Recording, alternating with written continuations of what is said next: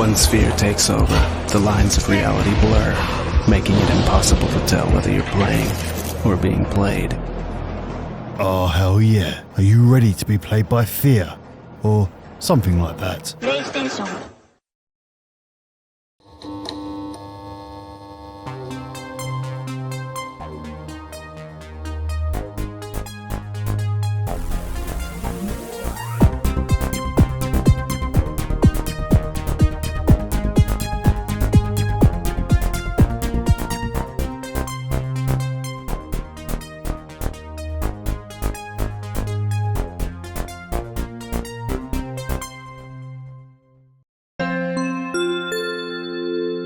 Hello everybody, you alright?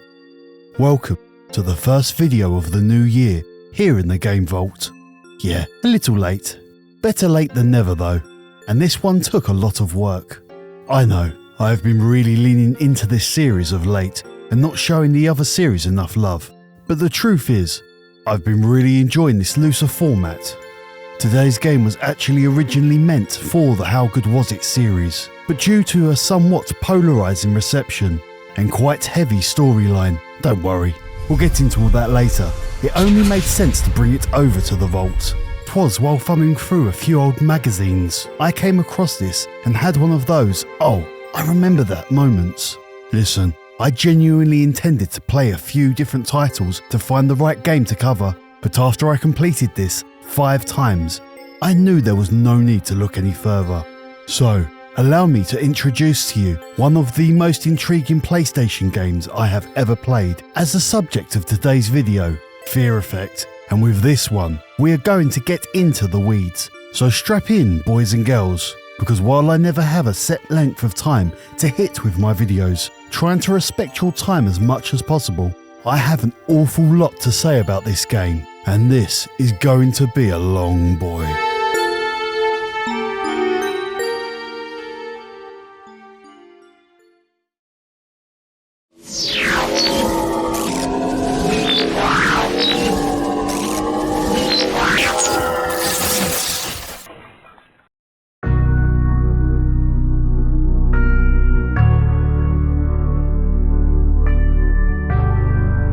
Fear Effect is a game I missed back in the day. I knew about it.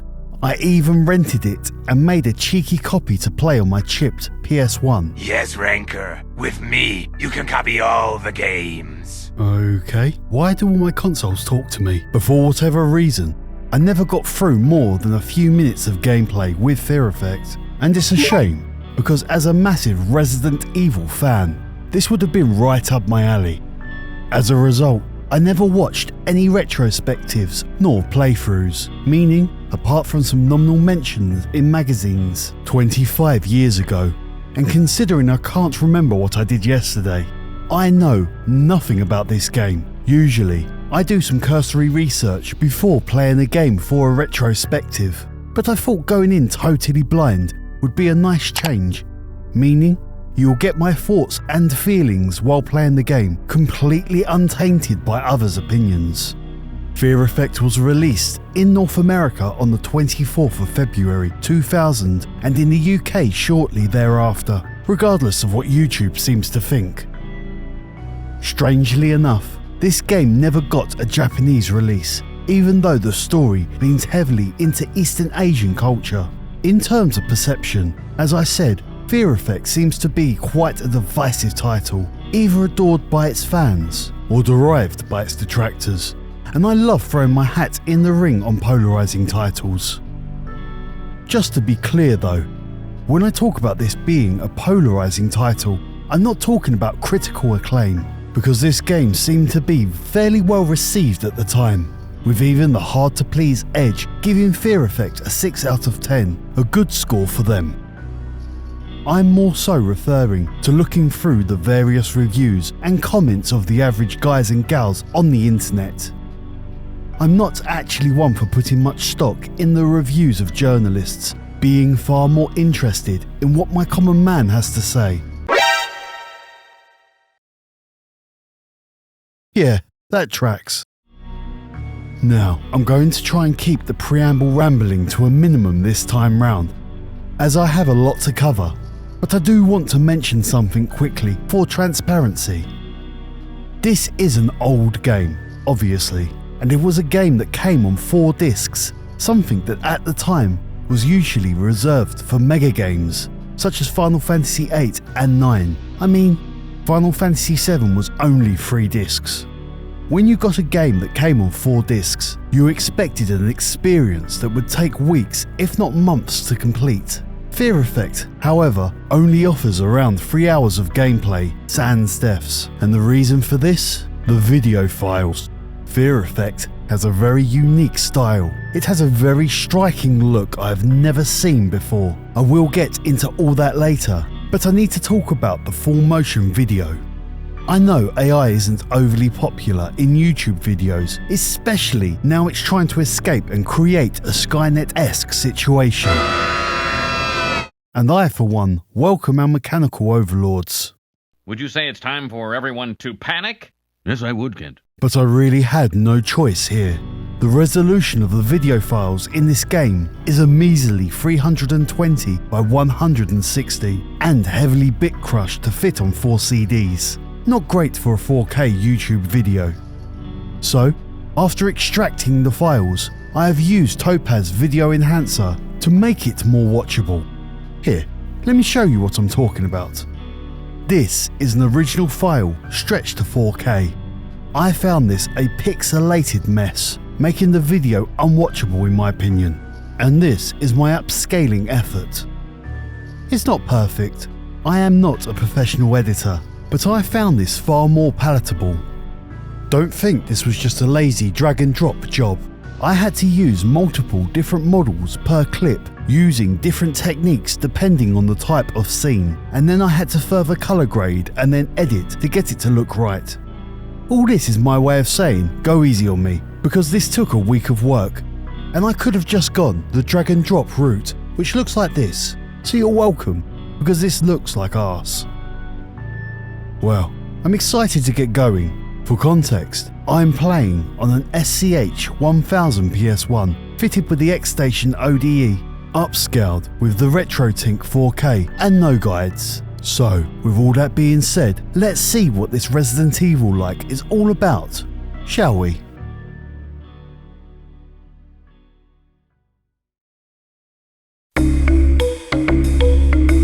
Much like many games of the time, part of the story was hidden away in the manual. Yes, we used to actually read these pieces of printed tree. God, I miss them. The game is totally comprehensible without this context, but it makes the narrative far more coherent, adding some backstory. I've created this short intro, taken from the manual to prepare you for the story that will unfold.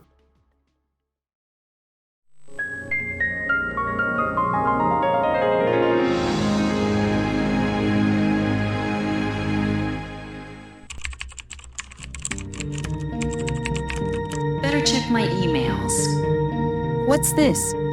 A voice from your past, Hana. It's Jin. I have important information, valuable information about the daughter of my employer. Your talents would be richly rewarded, and I am only interested in a small but fair percentage of that reward. Meet me at the top of the Lam Building in Hong Kong 3 nights from now, 2300 hours. Come by air. I will wait at the rotorship pad. I know you will bring lots of guns and probably your associates, but Hana, be discreet. Better get in contact with Glas. Message from Hana, eh? That always means trouble. Interesting. Sounds like a big score. Hana, interested in your opportunity in Hong Kong. You mentioned a large upside and the need to move quickly. Deke is available. I've explained to him the basics. Per your instruction, expecting a track and hold of target. Understand that dangerous parties involved. We'll pack for the worst. Reach me on my secure line and give me the details. You have the number. Sounds like we're on. I better get my money's worth. Dear Madam Chen, you do not know me. I have learned much in the past few weeks, and yet everything I discover brings me more confusion. My father has kept a horrible secret from me. Of this I am certain. have seen his books, and he has paid you handsomely every month for a while. In fact, since the month I was born. I have never met my mother. My father says she is dead. I am no longer sure I believe him. Father has isolated me from everything my entire life, but I will not be separated from the truth. The questions I must ask cannot be answered by correspondence. I must look into your eyes. Wei Ming Lan.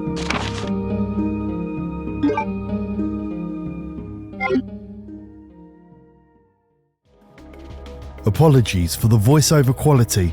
The fidelity of the low sample rate of the game made it really hard to build those RVC voice models, but I tried my best, and if you would like to use them, they are linked in the description. Regardless, this short intro in the manual quite cleverly introduces us to most of the main characters and their initial motivation. I will be referencing it throughout the video, so keep it in mind. There is going to be quite a bit of exposition in Fear Effect. It is the definition of a cinematic video game, so I will choose what does and doesn't need to be played while filling in the blanks. But for now, we have to play the pre-cinematic. Death. The thing we fear most. But my only fear was what would happen if I remained alive. So I ran. I knew my father would try to stop me, and I knew others would come for me. Others whose only desire was money. But my longing was stronger. I wanted salvation. Of all the sensations, pain is the purest without ambiguity. You feel it or you don't. I had never experienced pain. But now I knew that I could visit it on others. A pain so strong, so intense, that it would purify the world. I had learned the truth, so I ran. The noise of the funeral didn't mask my assassin's approach. I hoped for a quick death, hoped it would be possible. So I stopped running.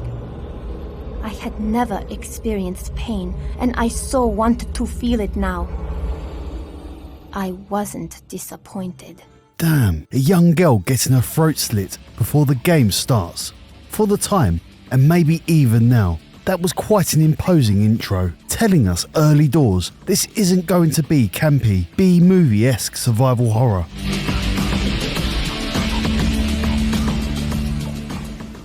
Okay, stop. Now, that's not good. I'm not saying flashbacks and non-linear stories can never be good. Pulp Fiction and Memento are examples of this non-linear style I enjoy. But when I see so many hours or days earlier, at the start of a movie or game, I'm instantly concerned. I always like to see stories start at the beginning, as this trope can usually be used to increase intrigue and cover for lazy or pretentious storytelling.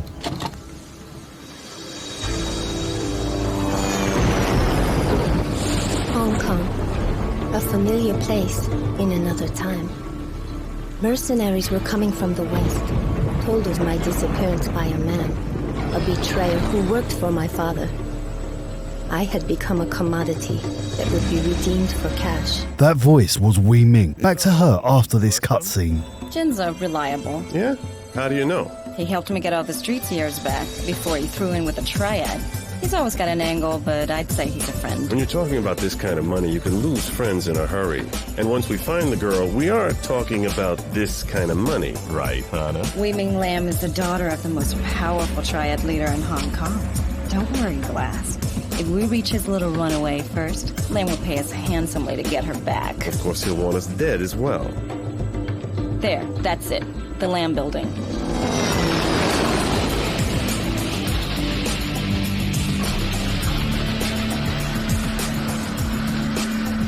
I've got 11 o'clock straight up. Jin said he'd be on the pad. So much for Jin being reliable. I'll go find him. So, back to that narration from Wei Ming. A character from the game narrating, mixed with the non-linear story, instantly makes me think of Citizen Kane, meaning we are going to have to keep our eyes peeled for a possible unreliable narrator. While I'm not a fan of the flashback narrative device, I do love the game being set in the future, 50 years from the release of the game and still 25 years from the making of this video. It's always intriguing to see the developers' take on the future, even more so when we are not at that future. And this is the definition of taking a dystopian route. Mercenaries kidnapping the daughter of a crime kingpin whom is running Hong Kong tells me things are not going well. The intro cutscene is very stylish, and instantly my interest is piqued. As I mentioned earlier, I have played this game for no more than a couple of minutes. I would imagine I watched that cinematic at the time, and I have no idea why I wouldn't have been enthralled with this. But it is what it is, and I'm glad I'm giving this a second try.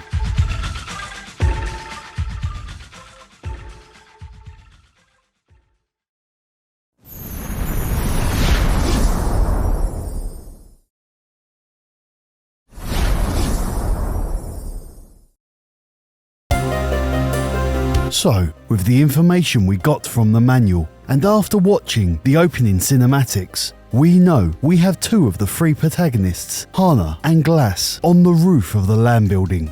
Jin, the sender of the email that set this all in motion, is nowhere to be seen. There is intrigue around the target, Wei Ming, and for now, Hana is entering the building to find out what happened to Jin. Straight away you can see why this was compared to the Resident Evil series of the time, with the use of fixed switching camera views, and with that camera system of course comes tank controls. Although awkwardly implemented, the action button is assigned to triangle, with X being shoot. It's not this game's fault that RE had already standardised tank controls by 2000, but I never got used to this arrangement while playing, even after 5 playthroughs. I was still shooting my weapon while trying to interact with something. Although, that is probably a me problem, as anyone should be able to adjust to how they are playing the game after around 15 hours of gameplay. The controls were one of the first aspects of this game that made me think calling this a Resident Evil clone might be slightly disingenuous. Yes, they both used tank controls, but the control systems are very different. Resident Evil is very rigid, leaving little room for error. I always felt it added to the tense gameplay. It wouldn't be until Nemesis in 1999, Capcom added some more action-orientated moves like 180-degree turns and dodging, and while I know good players can nail the dodge every time, I'm useless, and I'm lucky if I can pull this off a couple of times in a playthrough. In Fear Effect, however, the controls are far more dynamic, requiring no kind of frame-perfect inputs to pull off the moves. Perfect for a bang-average gamer such as yours truly. When you take a logical look at the controls, regardless of my brain refusing to learn new things, the layout is actually quite intuitive. The shoulder buttons are used for the action-orientated moves, such as crouching, rolling, running, and instant 180-degree turns. Very nice. So, do the controls work? Well, sort of. Once you master the movements, it's very easy to avoid damage, but with the fixed camera view, it can make all this very awkward. The roll mechanic can be heavily abused, as locking yourself into a constant roll will avoid nearly all damage. We'll see more of that later. The crouch is quite helpful though. Standing enemies will struggle to hit you while firing.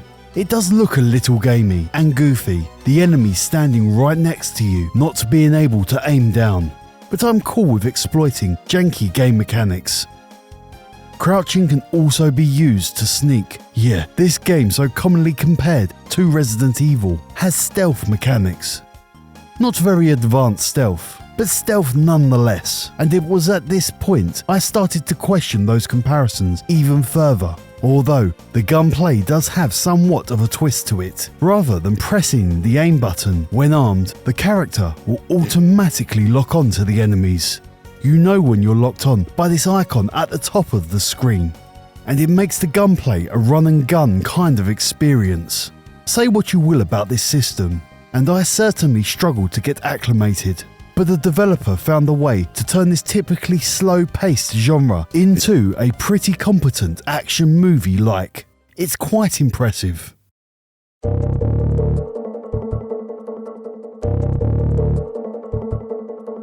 Now this was the first puzzle-ish section, a short cutscene of Hana looking through the window at a gate valve, with her pointing her gun and then putting it back down. So we shoot the window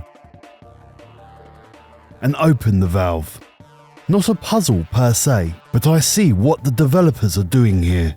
I will address the puzzles as we go, because they are certainly something.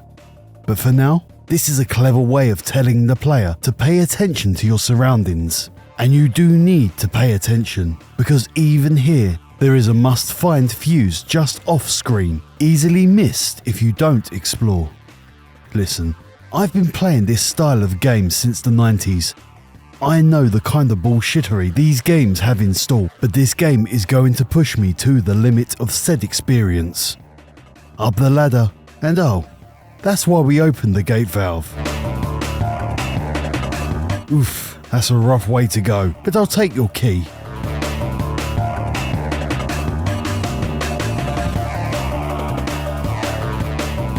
Fuck, Jin, who are you waiting for? Please. Who are you planning to give this to, huh, Jin? I don't know what you're talking about. Wrong answer. You said this deal was clean, Jin. Well, that's the elusive Jin. At least we know why he didn't meet us at the rotocopter pad now. And I'm guessing that key that conveniently fell into the frame of the camera opens this locker. Better go rescue Jin then, I guess.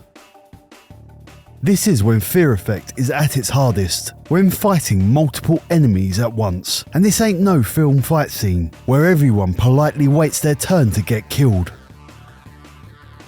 These guys have no problem ganging up on a woman, and that segues nicely into the difficulty. Fear Effect is not an easy game, even on the normal setting, which here is the easiest option. And we know how I express my displeasure with difficulty in video games, with a montage.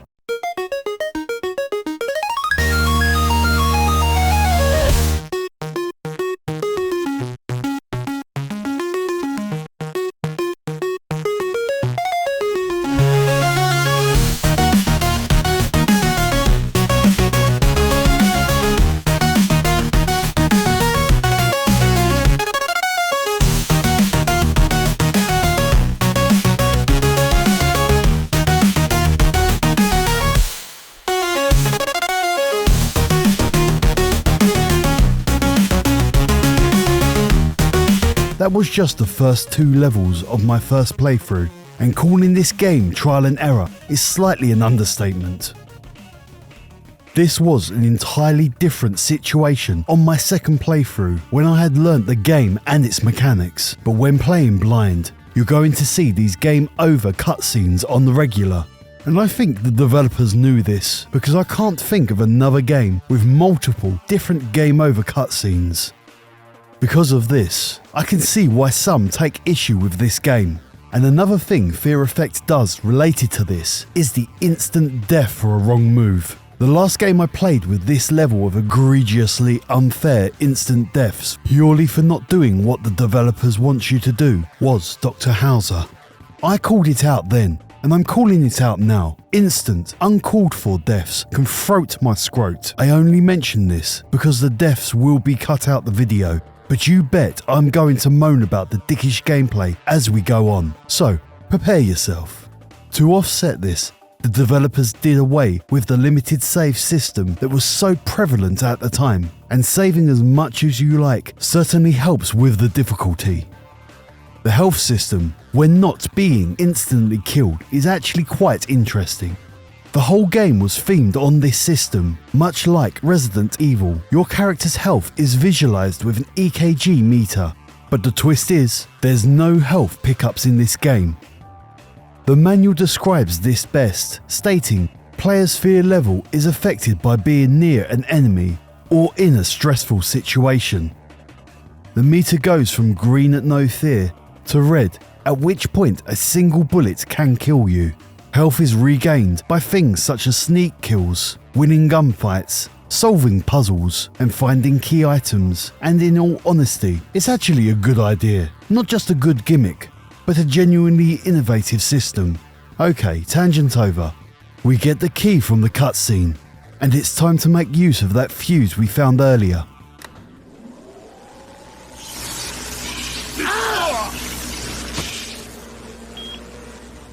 Death by steam, and now by electrocution. Yeah, Fear Effect isn't pulling any punches, and it's time to get that locker open to reveal a blue keycard. And, oh yeah, we're double fisting. No wait, that's not what we're calling that. What did Caleb call it? Ah yes, guns akimbo. Being of Asian influence, I find it hard to believe someone wasn't watching a little too much John Woo while making this game. The lift is now powered up, and it's time to rescue Jin. Tick, tock, tick, tock, or you'll start to tick, Jin. Now. Who are you waiting for? He's waiting for me. Get her! Wait, Hana! Don't leave me! Don't let this kill me! Hana is a true badass, and after taking care of these grunts, we get our first taste of how the puzzles are going to work in Fear Effect. This was supposed to be a standard grab and hold, Jin. What the hell happened? Yeah, Lamb must have had me watched. He knows I'm tight for credit. You can turn this off, huh? The C4 is hardwired. I pull the blasting caps, you and I are misting the walls. Then don't do that. You alone? Glas is with me. Deke's at the hotel. This is a lot of trouble for one little runaway, Jin. It's the first time Wei Ming's ever been outside Lamb's compound. She's all alone in the big bad world, ripe for the taking. There are 3 leads between each delay, probably neutral, ground, and hot. So, outside the triad, who knows Wei Ming's gone? No one, Hana, except for you, which is worth 15% of 90 million, and you're in no position to negotiate. 90 mil? That's your asking price to guarantee her safe return? No guarantees. You know me better than that, Jin. Looks like I'll need to cut 2 of 3 wires between each delay without interrupting the circuit. And if you cut the wrong wires? Wrong wires, a wrong order, and boom. Or I could just say screw the money and leave you here. I'll cut my fee. 12%. 10%, huh? Hana, please. You owe me. Not after this, I don't. Damn it. What? What is it, Hana? The timer, it just started. How much is it saying? Not a lot. Now shut up, Jin. I gotta think. Okay. That was a really clever way to tell the player how disarming the C4 works in normal in-game dialogue. Now I don't want to keep banging on about the similarities between this and Resident Evil, but as the Fear Effect developers stated RE as a massive influence, I have to make a comparison regarding the puzzles. Now this will be subjective, but I always found Resident Evil's puzzles a little easy. Usually, the solution to said puzzles are either obvious or next to the puzzle itself. However, that is not the case in Fear Effect. From the perspective of playing this game blind, all I can say is the puzzles here require much more thought. Take this C4 puzzle for example. You're given a timer and multiple different wires to cut. And this ain't no trial and error stuff. Make a wrong move, and Hana and Jin are painting the walls with blood. Trust me, I fucked around and I got to the find out stage, and with no retries, needing to load the last save point, it's quicker to stop and give some thought into solving it rather than keep dealing with this slow ass loading screen over and over. The answer for the puzzle was back here, this unassuming picture on the wall. It wasn't until I backtracked that I happened across it, and you would have no way of knowing it was important. The lesson I learnt from this is attention needs to be paid at all times, trying to spot anything out of place that might help. And all this is assuming you found the wire cutters earlier. I imagine for some these puzzles would be unnecessarily obtuse. But just so you know where I'm coming from, I love this kind of stuff. And as soon as I came across this puzzle, the paper and pen instantly came out, old school styly. Once finding the correct combination of wires, we finally get to talk business with Jin.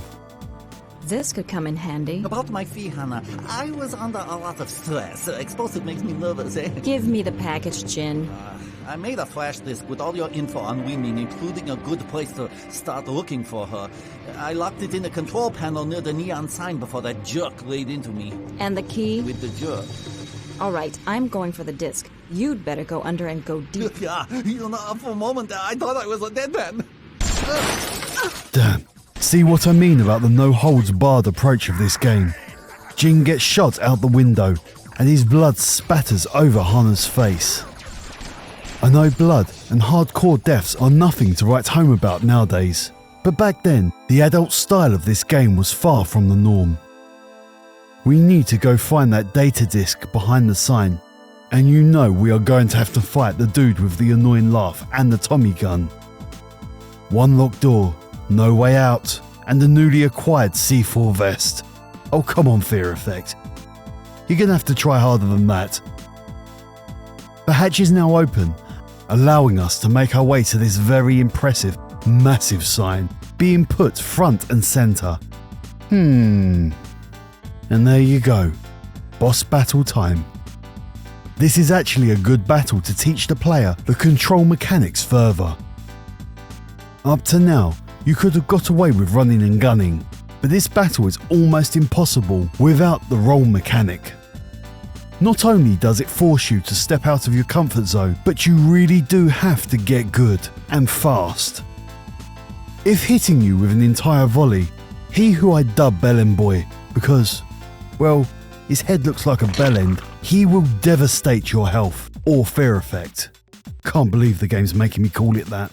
So, mastery of this system is very important, not just here, but for the rest of the game. And with a save point right next door, it's a clever way to increment the difficulty.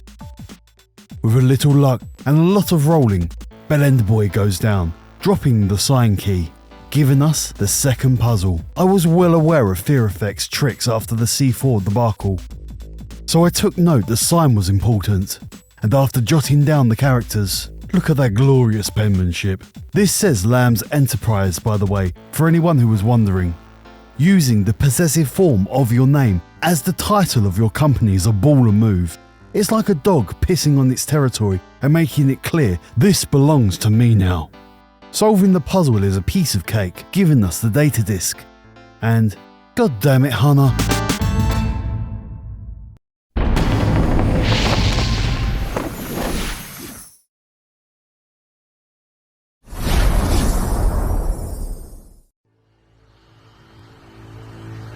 What the?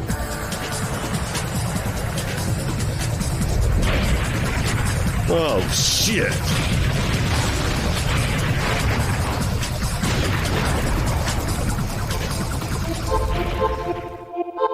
This mission is going all sorts of tits up. Hannah's caught, the rotocopter is out of commission, and we are being hunted by special ops. Things are not looking good. So we take control of Hannah's partner in crime, Royce Glas, bringing up the storytelling device in Fear Effect.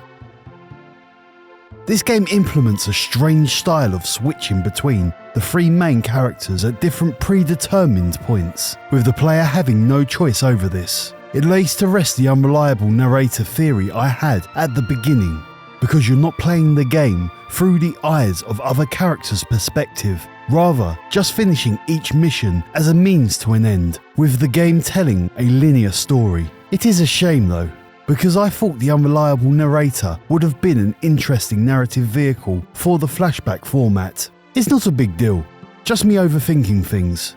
And as for the character switchover, Glas is no different to Hana. No stronger, faster, etc. All characters have the same moves, and all behaving identically.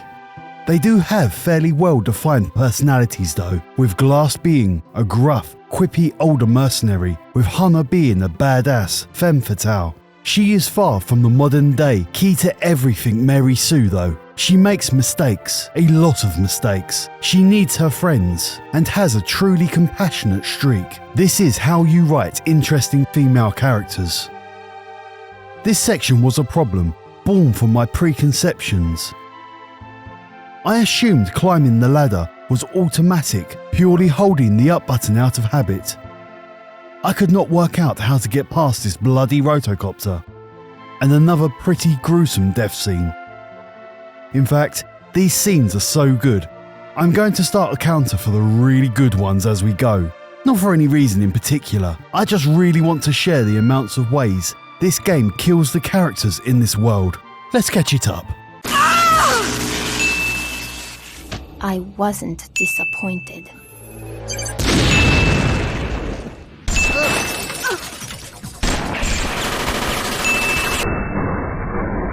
There you go. The answer wasn't that difficult. Just pause climbing the ladder. Okay, that one's on me. We hit this tank with a pipe. And then shoot to make it explode. There's no logic to the explosions. Stand here, all good. Stand here, instant death. It makes no sense, and the game not having a gruesome explosion death is a real missed opportunity. Right after I told you how good the death scenes are. Come on, Fear Effect. You're making me look stupid. And yeah, what was Glas expecting? Going that close to the edge of a walkway he just exploded.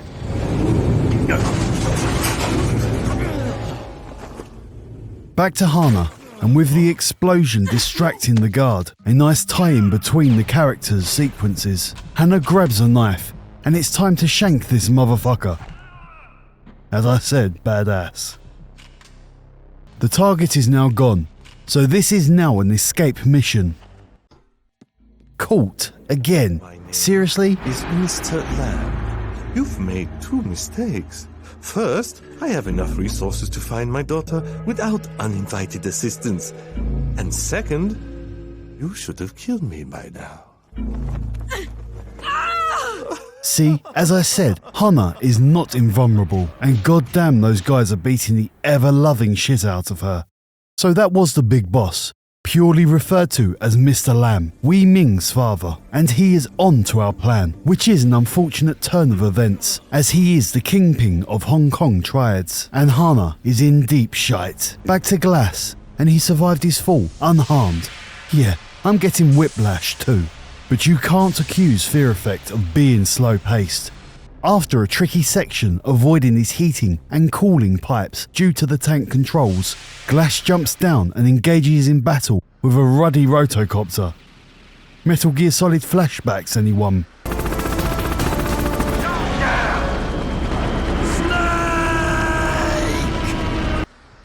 You're not really fighting the rotocopter, just avoiding damage until the lock-on icon shows on screen, allowing Glas to shoot these banners into the engine.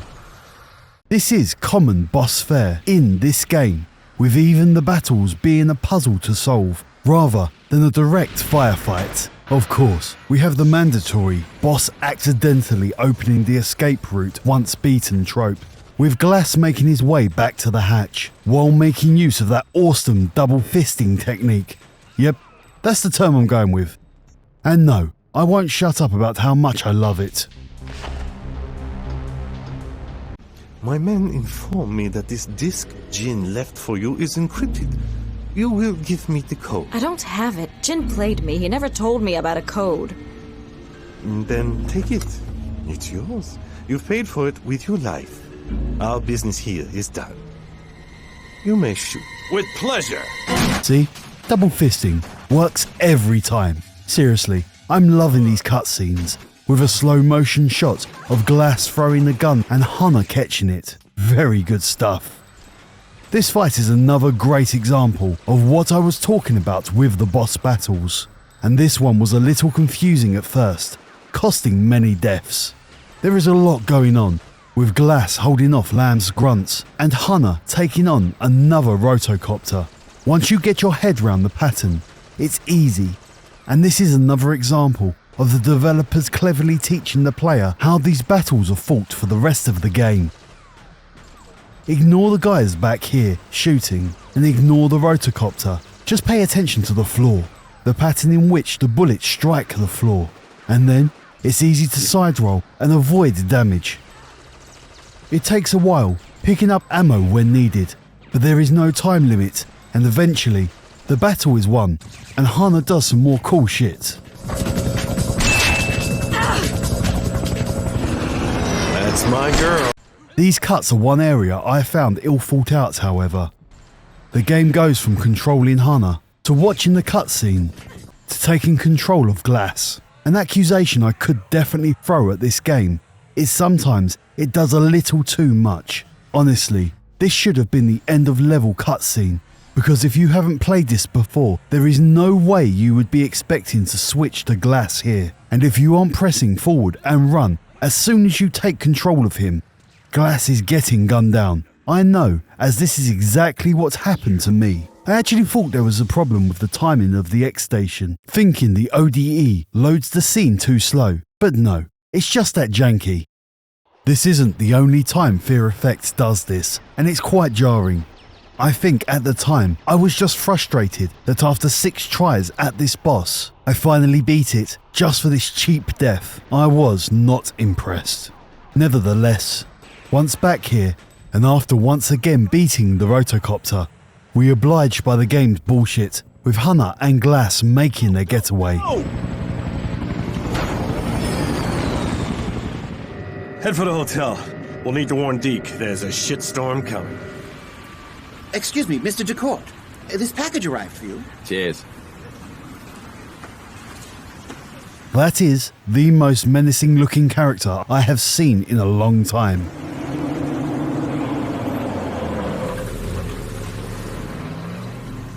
So, were you both there? Oh, so this is Deke.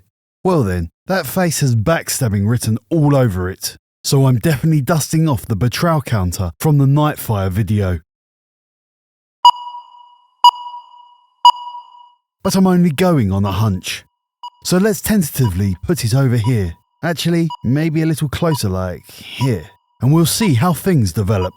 Also, let's update that crusty old timer while we're here. There you go. Getting hold of Wei Ming first may be the only way we get out of China alive. Look, Glas, I signed on this gig for one reason, right? The money. We'll still get it. But Wei Ming is our bargaining chip with Mr. Lamb and the Triad for our lives now. That means we find her first, find her fast, and drop anyone who tries to stop us. Well, that's something then. Right, I'm in. Wow, that's a bad Australian accent. I don't even need to check if that's an American, butchering the accent. Only those deemed worthy will be spared. If Wei Ming is not back among us on the 17th at midnight, we will fail, our fortunes will fail, and our sacrifice will be meaningless. After Wei Ming ran away, Mr. Lamb found a correspondence that she had with a Madame Chen. Wei Ming may be trying to reach her now, and I believe you know where you can find Madame Chen. Hannah? Madame Chen? Someone from my past. Is Jin right? Do you know where she is? Up the Huxic River, a town called Shanxi. Madame Chen has a restaurant there.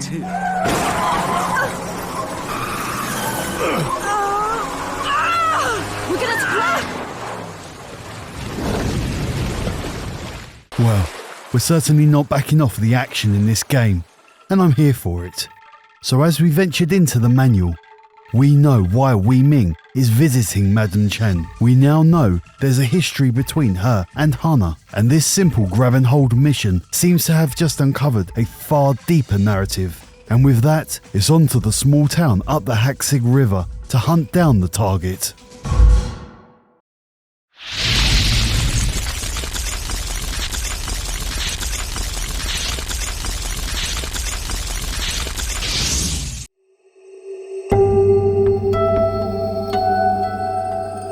The manual wasn't the only supplemental material this game had. Released to complement the game, Fear Effect also had a one-shot comic created for it, as well as an accompanying art book. The comic was actually quite interesting. I can't pass comment on things like line work and colouring, as I really have no interest in comic books. I know, sacrilege to Americans, but the truth is, comics just aren't a very big thing here. However, the story was quite intriguing, detailing a mission gone sideways for our intrepid mercenaries, and as a prelude to this game, explains why our protagonists are so unfazed by the supernatural hijinks that will unfold. What I found far more interesting though, was the art book. It adds further context to the game, like for instance, where Hannah, Glas and Deke got to the boat, enabling them to sail up the Haksig River. It details the Hong Kong harbour and describes it as a bustling marketplace that never closes, with a large fish processing plant. Included are pictures drawn by the game's environmental artist Patking Liptowat. This book is full of exclusive art from Fear Effect, and it's so impressive. After some negotiating, I managed to get a copy of the comic for my game collection. But unfortunately, I couldn't find any copies of the art book, even on US eBay. I ended up finding a PDF, and I will leave a link to archive.org in the description, as this is the best accompanying media outside collector's editions I have ever seen for a game, and well worth a look. Gonna be one of those games, is it? This would have been awesome when I was 14. That's a long shower, eh?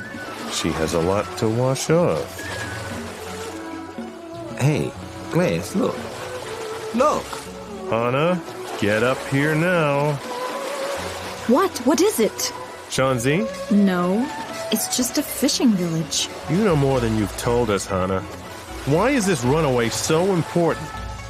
40 minutes into the game, and we get our first look at Wei Ming in person. Can't say Fear Effect isn't building intrigue. Secure the boat and get dressed. Deke, you're with me. This chase has just become a hunt. Too bloody right. Whoa. We are actually playing with Hana dressed like that. Oh yeah, I forgot to mention, this wasn't Eidos' published game. So I imagine the creative direction from Eidos would have been Lara Croft, but less clothes. I mean, they succeeded, I suppose. But my question is, where is she storing those guns? Oh, I forgot. Meryl already answered this question. Well, women have more hiding places than men. Kind of fishy. Alright, I'll stop. Just having some fun. And yes, we have zombies. I was thinking there was not really any concrete comparisons to Resident Evil. But then they had to throw in bloody zombies. Once again, we get another character switch, and we get to control Deke for the first time, and the game is moving at a breakneck speed.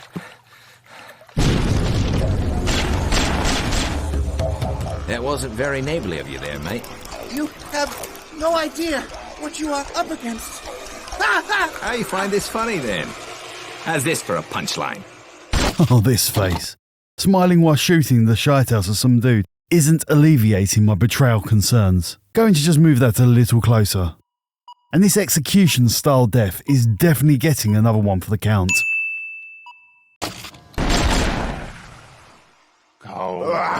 Wait! Wei Ming, wait! Glas is up next, dodging this fire to chase Wei Ming. And... God damn it. That's 4 character switches in less than 3 minutes of gameplay. And if you find this disorientating, you need to strap in, because Fear Effect doesn't let up. This game really needs to be thought of as an interactive movie/anime. After all, according to an interview Rely on Horror did with writer, director of the game, John Zerplatten, the intention was always to make this an interactive, cinematic experience, and that definitely is the feel I get. Even down to the letterboxing, this wasn't a move to help the performance of the game. It was entirely a creative decision to give the game that cinematic look. There are certainly some experimental aspects to Fear Effect, but I had never seen a game that looked like this by 2000, and fair play to the developers for genuinely trying to do something different.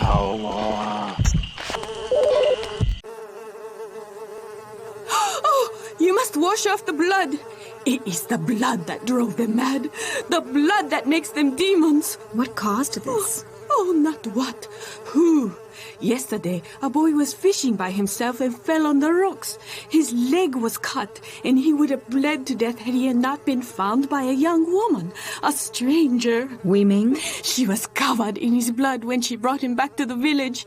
We were, of course, grateful and gathered to meet her. That is when the madness began. I tried to run for the train. Train? Yes. A military train comes once a week to secure rations of rice from our granary. It is still there now, but the soldiers are afraid of the demons. They shoot anyone who gets near, all because of this girl, Wei Ming. Do you know where I can find her? No, but I know where she belongs. Hell! So, this village was fine until Wei Ming arrived in town, and the blood seems to be some sort of catalyst for all this madness. Seems like a good idea to continue to chase a genius. Now, I noticed this towel in the menu when I got off the boat. It seemed a little strange, but when I got to this point, I instantly knew what to do. Well, at least he died happy. Look at the emotions on his face. Pure joy. Hello, Hannah, dear. Not too long, Deke. I've killed men for much less. Yeah, right, sorry. So, what you got, eh? Military supply train, probably loaded with weapons. Well, I better have a closer look then. At the train, that is. Hey, Hannah, what is it? Chinese superstition. They're offerings, gifts for the dead. When you burn these, whatever they represent is transported to them while they're waiting in hell to be judged. I've never seen paper figures used before. You know, that bloke was burning these paper lads before I popped them.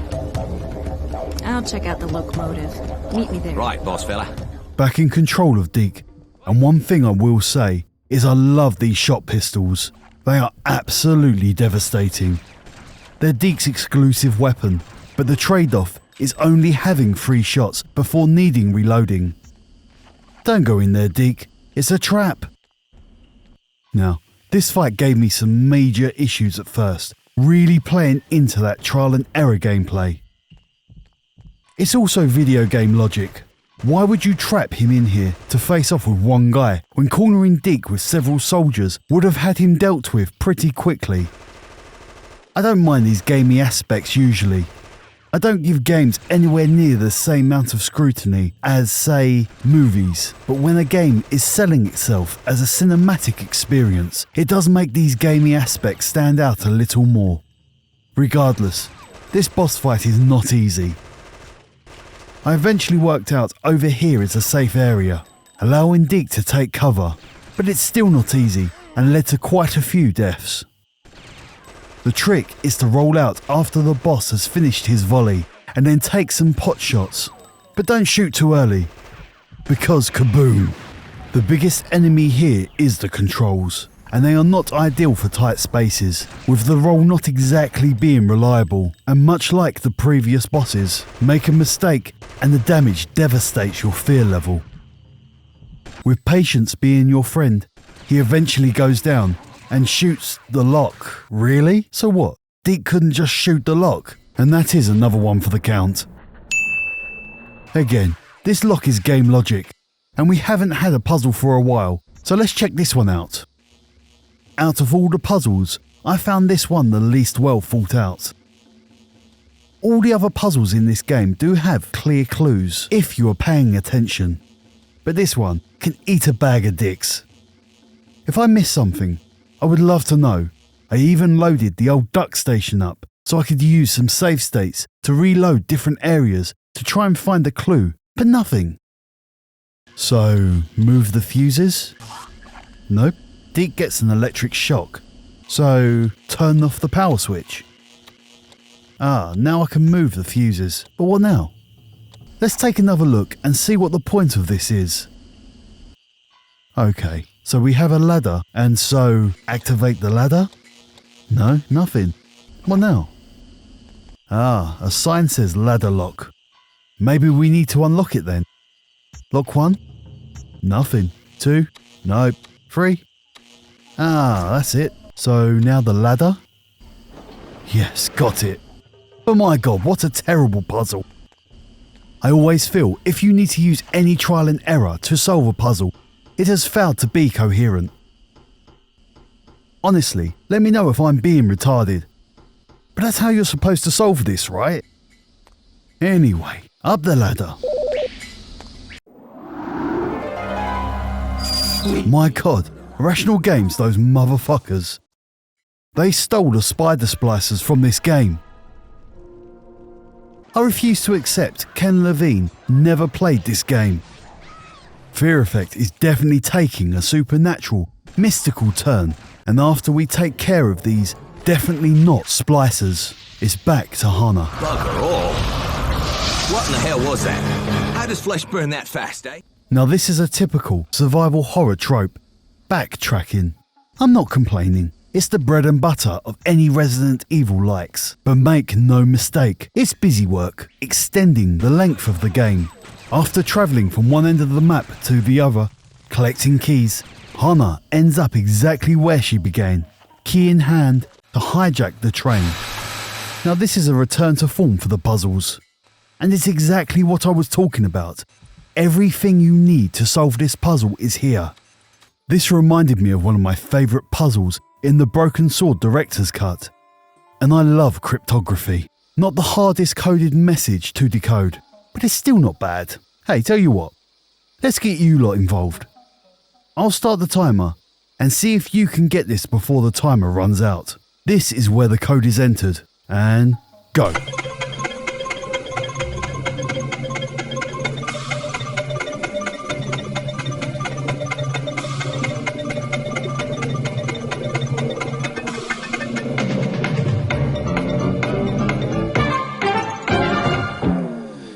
Did you get it?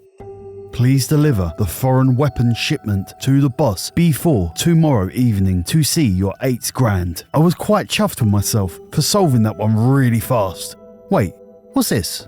You motherfucker. You just wrote the code in the corner. What a waste of time that was. Why would you write the answer to the bloody puzzle in the top corner? And more importantly, why didn't I see it?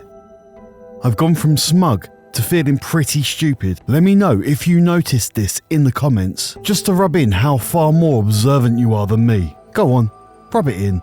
Bollocks to this, I'm moving on. Hana! The bridge is out! The bridge!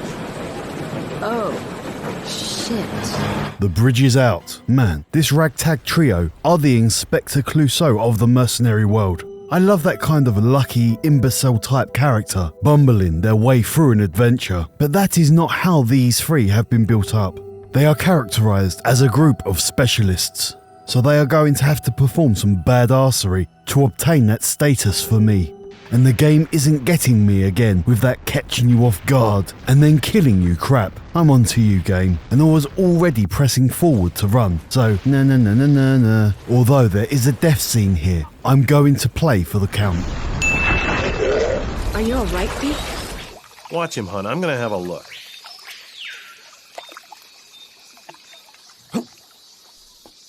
I do not know how to drive. Take me to Shanxi, Mr. Glas, and once I've seen Madame Chen, I am yours.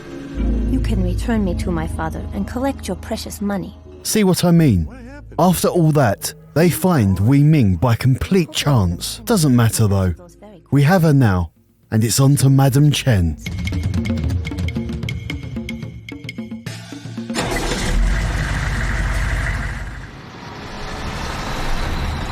This is it? Madame Chen's? Yeah.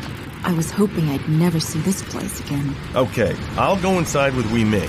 Anna, stay here with Deke and cover our back. I'm coming with you. Not yet. Just in case Madame Chen recognizes you. And that is a possibility, right? Yes. Okay.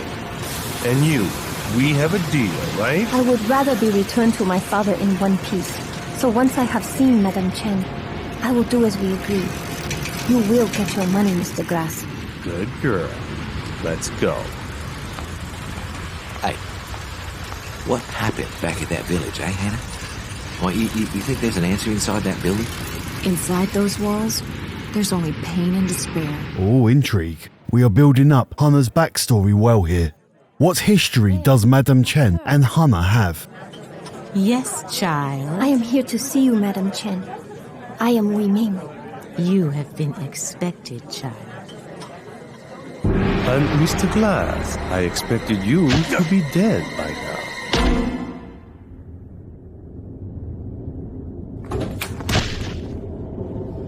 Oh, damn it.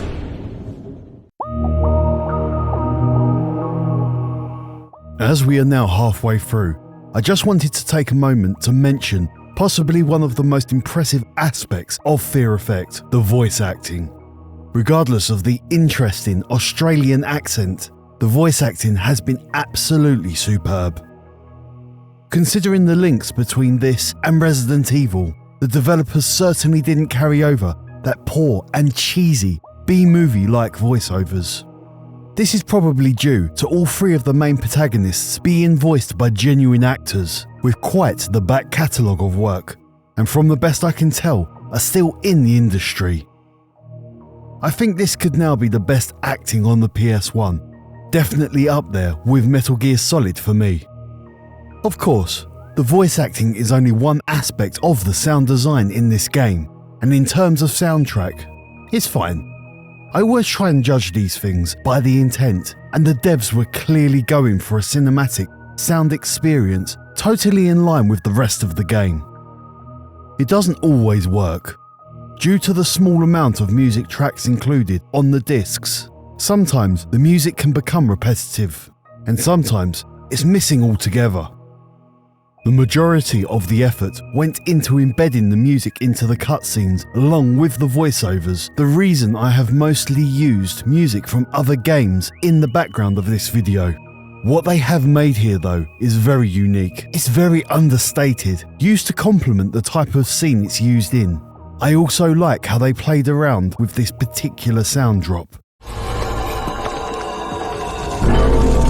When taking the sound design as a whole, it's very impressive and certainly creates an atmosphere. So quickly recapping where we're currently at. Wei Ming's letter we read in the beginning from the manual makes it clear she wanted to meet with Madame Chen without her father's knowledge. So Mr. Lam being here is not good. Everything is well and truly going off the rails. And just to keep count, that is the third time one of this lot has been captured. Time to plot an escape. We can pick up some oil, and we can break this pot.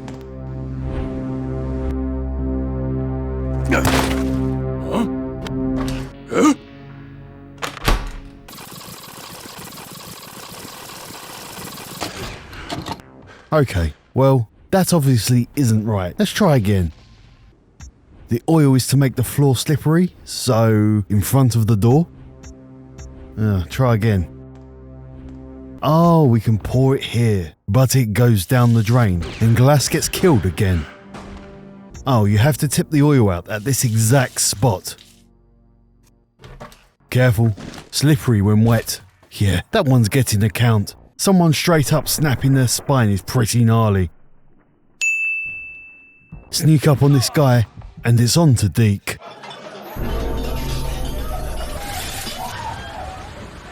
I don't like the look of this. Me neither, love. Check the front. I'll pop around back and have a peek, yeah? Right. This is promise. Now this puzzle wasn't bad, but I did need the old pen and paper. 3 lights flash over and reveal broken panels of glass.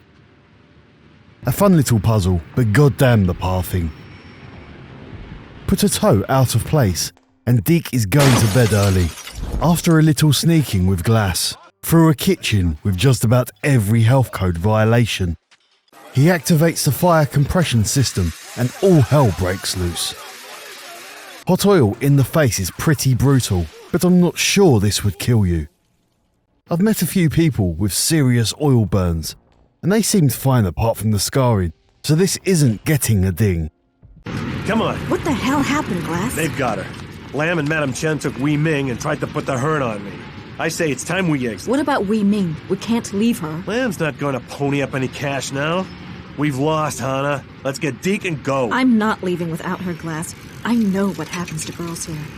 All right. 10 minutes, then I'm a ghost. I'll check this way. See what's upstairs. Getting the feeling they're going to regret not hauling ass out of there, but they don't want to leave their meal ticket, Wei Ming, and the potential backstabber Deke behind. So now it's Hana's turn. Hopefully, we will learn more about her hang-ups regarding this place. Time for an outfit change. Hana certainly isn't afraid to use her sexuality to her advantage, and that is what makes her such a great femme fatale. I'm home. This means we can now walk around unimpeded by the enemy. That's a nice touch. Okay, come in. I think we just found Kendo at his part-time job, you dirty boy. Sorry about that. Now quick moves there, Sheila. Hannah? Jeez. Nice shoes. Nice shoes. That line got a genuine laugh out of me. Okay, Dick. I'm moving that counter further away. You earned it, mate. And I'm getting the feeling I might have misjudged the character. I'm actually becoming quite fond of him. We'll see. Not now, Deke. Laminus men are all over the place. They've got Wei Ming. So we get Glas and bugger out then, eh? Negative. We're gonna get Wei Ming first. This is still business, right, love? Not anymore, Deke. Hey, what are you doing? Wrong room. Sorry. Come on, out, now! Now, this is a good section. You always need to keep your eyes peeled in this game. That TV instantly looked out of place to me, and it was a good spot because as soon as you found this coin and this cabinet, I knew exactly how to solve this puzzle, copying the movements of the dance on the television. Fair play to the developers. Guessing that flat screens would be mainstream in the future, although who knows what we'll be watching TV on by 2050. I'm guessing some sort of augmented reality TV. You can already use a virtual TV with VR, and bless the developers. Thinking 4x3 was going to last forever. While on the subject of the future, I talked earlier about how this game is set in 2050. And that can always be a dangerous road to walk down in storytelling. The best example of this for me is Back to the Future, and the key is how far in the future the story is set. Back to the Future 2 was set only 30 years in the future, meaning when we eventually got to 2015, the predictions of Robert Zemeckis and Bob Gale being so far off really delegitimizes the film. Don't get it twisted. The Back to the Future movies are up there with my favourites. And while they did get things right, like VR headsets, Miami having a baseball team, biometric identification, among other things, I just can't look past the bloody flying cars with fusion fuel reactors, and I can never and will never forgive the bloody hoverboard. I spent most of my childhood pretending a piece of cardboard was a hoverboard, thinking one day this would be real. And no, this is not a hoverboard. My point is, Robert Zemeckis and Bob Gale did too much within too short of a time frame in the way of predicting the future, which is the reverse of this game. The developers took a very understated approach to the future. Cars still have wheels, trains still have tracks, and vehicles seem to still be using fossil fuel. Sure, taking the Back to the Future route makes the visuals and intrigue far better, but Fear Effects nails that understated feel of a believable dystopian future. Back to the brothel. Not a phrase I thought I'd be saying today. And the art team did a really good job capturing the sleaziness of Madame Chen's place. That bed looks like it's got more diseases than the Wuhan lab. Looks like we found the sex dungeon. Starting to understand what Hannah's issue with this place might be. We have to do some typical survival horror busy work, and then...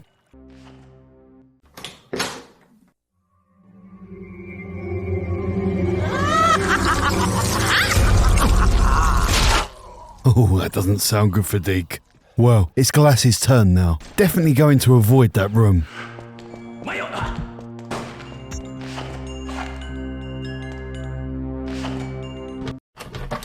Please, don't hurt me. I beg you. Please don't hurt me. Oh, hi. Nice shoes. So this was your secret, huh? Where's the girl? I don't know. Take your things and get out before you get hurt. This is the most ridiculous boss in the game. Some dude hiding under a bed, given he is trapped under there, seems simply getting shot through the bed would end this pretty quickly.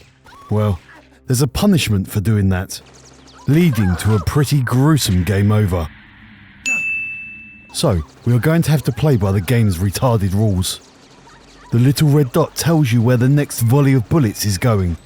Roll out the way, and then take a shot when his head pokes out, and repeat.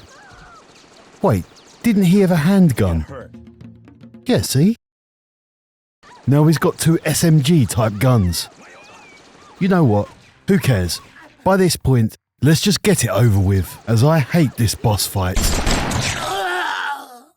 If I see you again, I'll kill you. Ah, there it is. Jesus Christ, that was brutal. Getting the Luke Skywalker treatment. Don't make me destroy you. I'm sorry, but that's getting a count. It's not a death, but he got his fucking arm cut off. Awesome. Glas? How does it feel? Well, it seems like Hannah is on her own now. Although, she doesn't know how bad the situation has become. On top of that, it seems she's been rumbled, and she is no longer exempt from enemy attention. Well, back to the puzzles, and with another good effort to open this locked door. Again, solvable by what we can see. We've got white and black vases, and a tree on the door, one half dead, the other one thriving. It's a logic puzzle, with white representing light and life, and black commonly linked with the dark and death. We place them on the left and right respectively. Then we get to pick flowers. The obvious choice is the sunflower for light, and the flower that represents death and rebirth, the lily. I thought this was a really well made puzzle. Nothing crazy, but it grants access to the room where Deke made that very disconcerting noise. Deke! I don't think he's going to answer you, Hannah, unless we have a weekend at Bernie's situation going on. No, you used me, Mayun. Oh, yes. Sweet Mayun. My child, you've returned after all these years. Mayun is dead. You killed her when you brought me here. What have you done with Wei Ming? She's left with her father. This cannot be true. Wei Ming, in time I hope to tell you the truth. You used this evil pact with Yim Lao Wang to bring you wealth and power. But me? You don't scare me. No.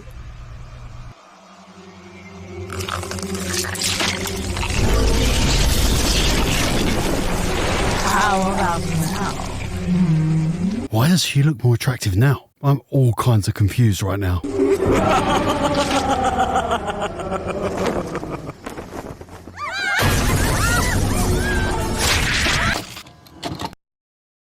Okay, I might have been wrong.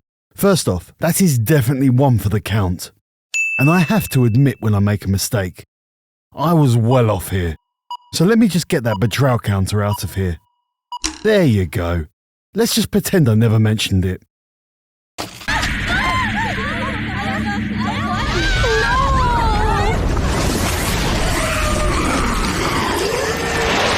are foolish to return, Mayun. Okay, Fear Effect has gone full supernatural. We now know Hannah was once named Mayun. And it's confirmed the blood is the catalyst for all the crazy stuff going down. That was sort of explained to us in the village. But now we have actually seen it, and Hannah is being hunted down by the former working girls of the brothel, whom have been transformed into undead demons. Another mission going exactly to plan. Now this is tricky. These bitches are nimble, and ammo will run out quickly. I eventually found the best way to deal with them is to implement the roll and to try and avoid as much fighting as possible, because once at this staircase, the danger stops and the cutscene plays. Glas is looking worse for wear. So, you ready to leave? Help me down from here. I'll give you a discount on my finder's fee. I am sorry. Is this the work of Satan? No, not Satan or the devil. In our culture, he is known as Yim Lao Wang, the king of hell. We believe that when we die, we are sent to hell. Our souls may have to wait years, decades before we are finally granted our moment with Yim Lao Wang. That is why you burn offerings to the dead? Yes, to provide comfort for these souls while they wait. But throughout the ages, the Fongans have made a pact with Yim Lao Wang. Offerings of paper that should be made real in hell are instead made real on earth. That is how my father has accumulated such great wealth. He truly has money to burn. And what does Yim La Wang get in return? Me. 2 weeks ago, my father tried to tell me the truth that I had long suspected. That I was different, that I had a higher power. That on the final hour of the final day of my 18th year on Earth, I will fulfill my destiny. I'm not running away, Mr. Glas. I'm trying to return home. And if I can't find a way back to hell in the next few hours, then there will be no stopping what follows. So this is the explanation for the paper burning. It's not just ceremonial. It has real consequences in hell and now on Earth. A deal with the devil, if you will. This is actually a real Chinese tradition. It's called joss paper, and it's used to give offerings to the dead. This is the source of Mr. Lam's wealth, and Wee Min Lam must return to hell before it's too late. It's back to Hana, and after a quick costume change into something more appropriate for battling the demons of hell, she finds out what has come of Glas. I couldn't tell for sure from this interaction, but it seems Hana believes Glas is dead, and for the first time, she shows some emotion, seeing the consequences of her actions.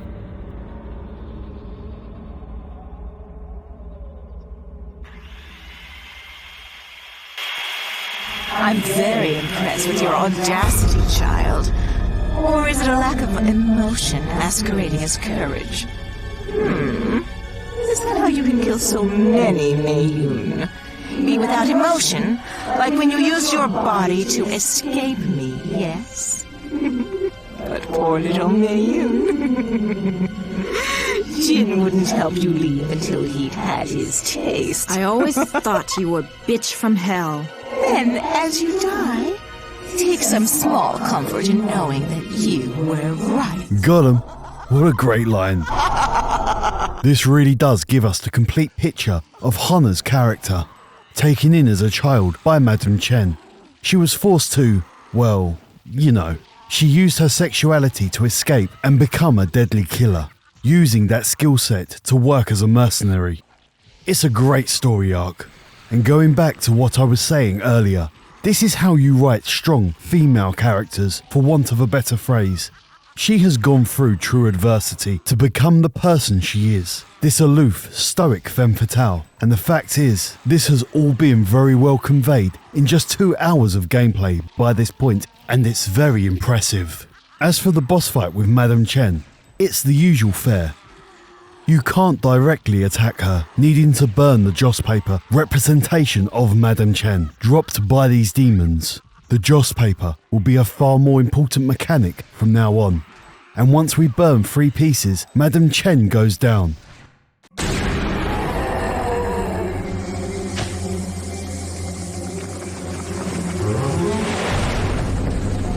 have no idea the hell that awaits you. The hell that awaits the world once we make flowers into full potential. Soon you'll know. So very soon. My name is Hana! Jesus, Hana, a circular saw, really? And yep, that's another one for the count.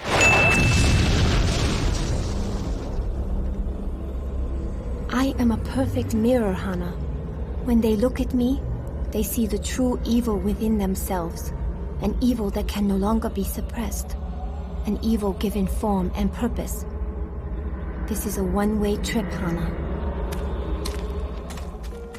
You see what I mean about the deaths in this game by now, right?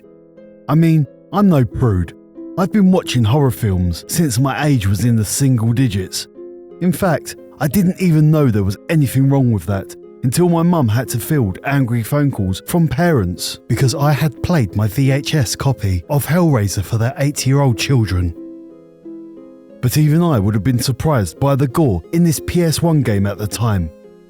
And you know, if this was released a few years earlier, this would have 100% been an exhibit in the 1994 Senate hearing regarding violence in video games. Fuck you, Joe Lieberman. Wait, hang on. Let me check something. Oops. Rest in peace, Joe Lieberman. Jesus Christ, I've got to stop calling out old people.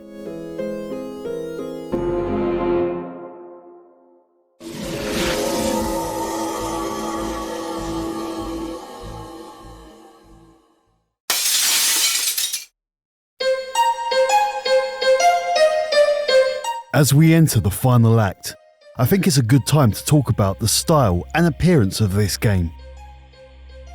I usually do this a lot earlier in the video, but Fear Effect is by far the most uniquely presented game on the PlayStation 1, and I wanted to make sure you had got your feel of the game before addressing it. So, the elephant in the room, the cell shading. Well, this isn't technically cell shading, but rather a very clever attempt to mimic cell shading. By looking at the files of the game, we can see Fear Effect uses the model wrapping technique many games of the time used. For every character and variation of that character, there is a different skin pack created. This style is better explained by the lead artist of the game, Jonigawa. Once again, Rely on Horror was an invaluable source while making this video, and they had an interview with Joan. She talked about how her personal main influence for the look of Fear Effect came in the form of Ghost in the Shell, and I must say, with that in mind, she did a superb job. I think the part of this interview I found most interesting was when talking about the shadows in the game. I never noticed this while playing, but all the shadows on the characters were hard-baked, regardless of the source of light in the scene. This makes that anime or manga inside the real-world experience feel so much more pronounced. However, the characters are only half of what makes the visuals of Fear Effect so striking. The other aspect of this is the pre-rendered backgrounds. Yes, I said the FMVs were the reason behind this being a 4-disc game, but what I didn't mention is how every background in this game is an FMV in itself. Again, it's while digging into the files of the game we uncover all the background files, and there is a lot of files. Pre-rendered backgrounds were far from a new technology by 2000. Especially in this genre, it would be considered the standard, but it's in the way the developers implemented it here that is very clever. By making sure the end and the beginning of the video lines up, the animation can be infinitely looped, giving the world a feeling of being a real place, not just a static set. I'm not going to say this doesn't come with drawbacks, but most of my complaints come down to playing this game in the current day on modern technology. Much like how the cutscenes are low resolution, this is also the case for the backgrounds. This isn't noticeable on the technology the game was designed for. See, this is the game running on a CRT, looks great. But when trying to get a 4K capture, things become a little complicated. The second issue is the aging hardware of the PS1. More specifically, the CD drive. For a change, I wanted to play the game on a stock PS1 with the original discs, but the game becomes a laggy, unplayable mess. With the game streaming the data from the disc, this old boy just can't keep up. I had to fall back to the X station because of this. None of this counts against the game. These are not issues the developer ever needed to consider. But the reason I bring it up is because it gives me an opportunity to beat the drum of why hardware preservation is so important. I'll leave a link to both the interviews I have mentioned in the description, as this game certainly had a unique vision, and it's well worth reading how they achieved this. Great visuals aside, it's back to the story, and Wei Ming and Hana are descending further into the underworld. Why did you suspect Madame Chen? She knew my father. She never changed. When I found out the truth about his wealth, I figured maybe she was interested in more than money. Everybody wants something Yimla Wang can offer. That's what makes him powerful. But why you? I do not know yet, but I intend to find out. There are horrors waiting for us here, Hana. I can sense them. I can feel their desire to reach us, to reach me. It's like I'm coming home. Don't worry, Wei Ming. We'll stay close. Oh! Wei Ming! Oh! Wei Ming! Hana! Just as we are getting somewhere, Wei Ming gets taken, and Hana wants to get her back. It's not going to be easy though, with the themes of the story becoming much darker. Ghostly whispers, lightning strikes, and a cold, dark atmosphere is telling us we are entering the endgame. We are no longer attacked by human combatants, instead floating undead ghouls and fast, nimble demons. As mentioned earlier, the joss paper becomes a far more pronounced mechanic in the game. The enemies no longer drop ammo, rather the paper representation of ammo. The key items needing to progress also come in this form. I like how the game has slowly introduced this, but with the need to burn the joss paper to receive the item, while using this less than innovative menu system, this loop quickly becomes tiresome. Regardless, we move on, and first up is burning the paper gate received from killing an enemy, and opening up a new route, leading to us finding out what became of Madame Chen in this realm. See what you've done to me, Mei Yun? See how failure is punished. You did this to yourself, Chen. Your greed, your vanity. Perhaps. Maybe I hurt you in the past, Mei Yun, but I can help you in the now. What are you talking about? My daughter. You may have seen her already, yes. Take this to her. She is alone and afraid, and I cannot reach her. This is my torment. Take the doll. My daughter knows much about you. Take the doll, and I will help you when you return. For all this game's faults, the character development and writing has been top draw, especially when focusing on Hana. The devil is in the detail, and it's small things, such as Madame Chen still referring to her as Mei Yun to remind Hana of a past she's trying to forget. It really is good stuff. We find the crying little girl. This must be who Madame Chen was referring to as her daughter. This isn't my doll. This is our doll. Plot twist. Wait, shit. I've got a drop for this somewhere. Got it. The little girl is Hana. It's not really a plot twist, but the game really wants it to be. Don't you recognize us, Mei Yun? You were so happy at this age, remember? Then Mommy and Daddy died and all we had left was this doll. Man, all this and we find out Hana is also an orphan. No wonder she's so dark. From your past. But you can't run from me, I'm always with you. And I have a secret that will help you. Tell me. You know it too. It's in your mind. Unless you're afraid to find it. I'm not afraid. Good. Do you ever miss me, Hana? Do you ever miss being Mei Yun? Yes. Then here's your chance to find us again. Listen, Hana. As a child, we flowered like a branch under the rain. As a child, we flowered like a branch under the rain. Now, this is the life puzzle, and it's a chef's kiss. Mwah. It's not particularly hard to solve, but the delivery is masterful. The puzzle is actually secondary for me, and what I found interesting was the alternate Hanas, giving us a through the looking glass perspective into the perception of herself through the different stages of life. In youth, our beauty attracted the desire of many men. In adulthood, we marry and give birth to many children. In death, our withered body crumbles into bone and dust.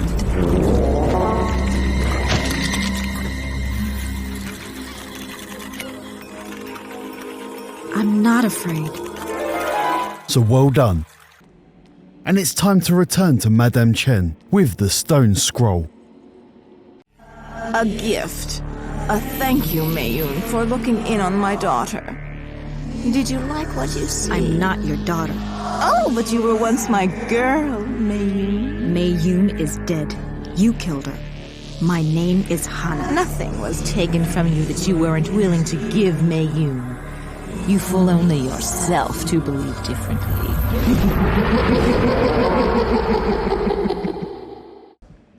Her betraying us was pretty much expected, and with her gift, a stick, and some running backwards and forwards, lighting fires, we are introduced to our long-tongued friend here. Beautiful, isn't it? Oh, put that away. You cannot kill what does not live. Are you Yimla Wong? Me, the king of hell? No. Or what I am is not important. What matters only is what I can do for you. Mate, with that tongue, I'd imagine there's plenty you can do for her. Ladies and gentlemen, we got him. Where's Wei Ming? When it is time, you will find her. And Yimla Wong as well. Take this and see my brother. Now go. We are preparing for a funeral. God, the voice acting is so good. The rest of this section is literally busy work, and as this isn't a walkthrough, let's skip forward.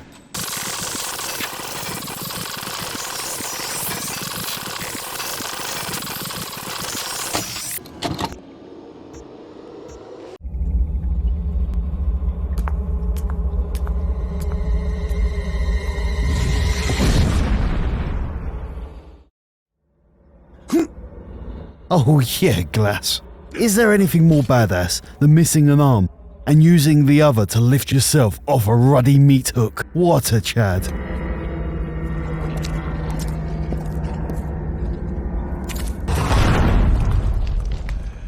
Whoa, what the fuck was that? Oh, is that Deke? Yes it is. The plot thickens. There isn't a great deal to Glas's section here. We got an easy puzzle to solve, just memorising the symbols, and then paying attention to the pattern to know what order to step on these blocks. But apart from that, it's a lot of back and forth, although made much harder by Glas only having one arm. Surprisingly, I never realised how helpful double fisting really is. I just thought it looked really cool. We're all on the same page, right? Deke's deformed ghost popping up multiple times. He's going to be the boss, right? Yeah, he's the boss. My God. God had nothing to do with this. What you see before you was made every time I pulled the trigger. And when you see your true self, Glas, you'll understand. Oh, shit. I'm sorry. Sorry? You realize what they do to killers like us here, eh? You're bleeding sorry? You brought this deal to me. I trusted you to cover the angles, yeah? You'll enjoy your last breath, Glas, because your eternity is about to start, and it's gonna be horrifying. Well, that's pretty dark. And I know what you're thinking. The betrayal counter, right? But is this really a betrayal? Deke is clearly not the same person anymore. For me, nah. I don't want to cheapen the majesty of the betrayal counter, so this time I'm going to take the L and save Deke from it. Deke is a rare boss fight you can directly shoot, although only when his lengthy attack is over. It's not difficult. With the use of the roll, avoiding his attack is easy. On top of that, the attack pattern is predetermined, and with a save point just outside the battle arena, Deke is easily beaten.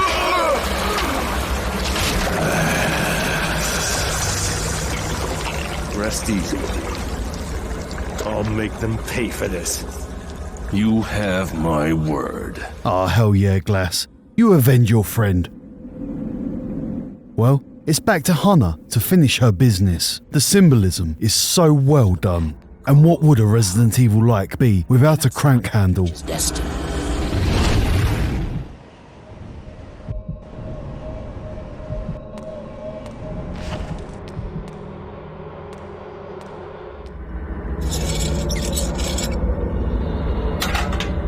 I love how Hana takes his eyeball with absolutely no hesitation.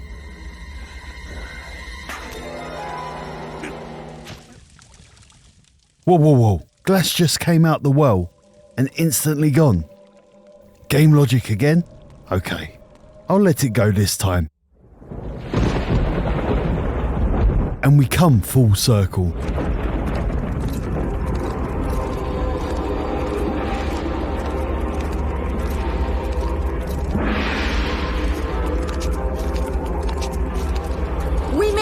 Wei Ming, I'm here, I'm over here. Wei Ming, behind you! Yeah! Ah, so Glas was the one with the knife in the opening. Glas, you're alive. But why? Why'd you do that? Look at me, Hannah! You see what happened to me? What about Deke, huh? She was the cause. I'm sorry, Hannah, but I had to end this. Only I can end this. Hang on, sorry. I will stop pausing, but I have to address this. So this whole story was built upon a flashback narrative. The shock of a young girl getting her throat slit was the hook. And then, after playing the whole game, the story catches up with the intro, and it all meant nothing. Wei Ming just regenerates. Bullshit. I had such low hopes for this narrative vehicle, and now you know why.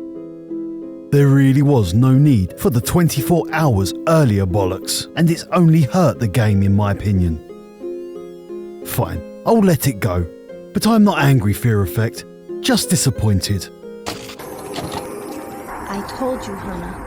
I need your help to return to hell. Let her speak. You draw on me, Hannah? You better be prepared for the consequences. With all that we've witnessed, if we don't help her, then the world as we know it ceases. But maybe she can stop this prophecy from being fulfilled. Don't make me drop you, Hannah.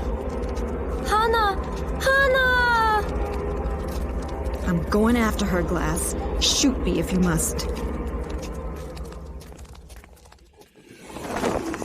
Glas's day is going from bad to worse.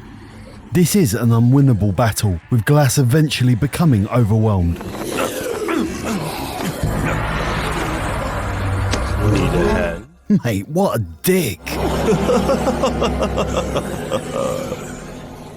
Everything hinges on Hannah now. It's up to her to save the world. And all that's left is to use this room to save up, burn any leftover joss paper, solve the final puzzle using Deke's eyeball, and then get ready for the final showdown.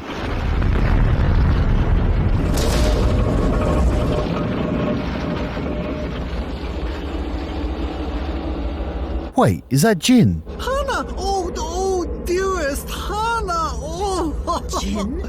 I would prefer if you address me by my true name. Yim Lao Wang. Yes, Hannah. I am the king of hell. Oh, a proper plot twist. Hang on, let me get the drop.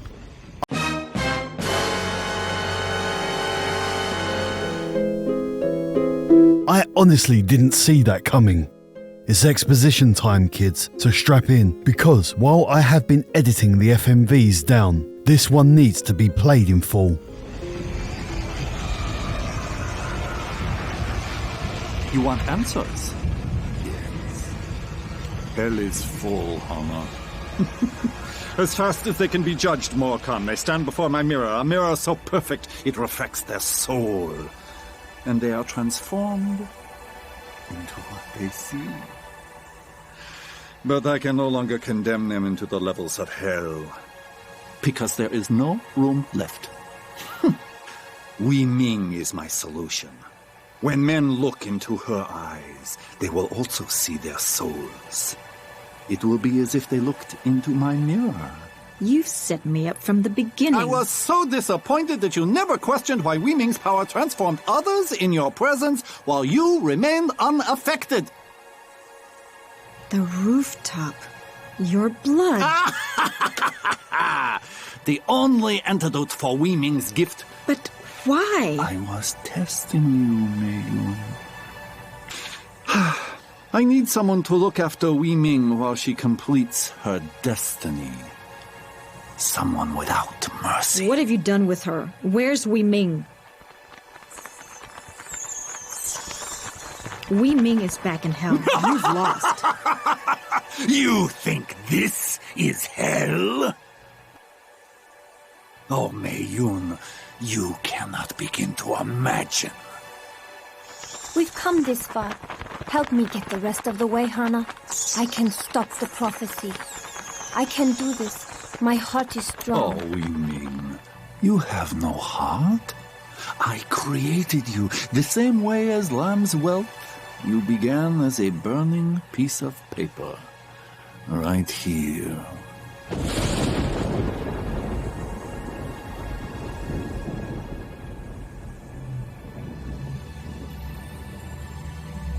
And you, lamb, have failed me.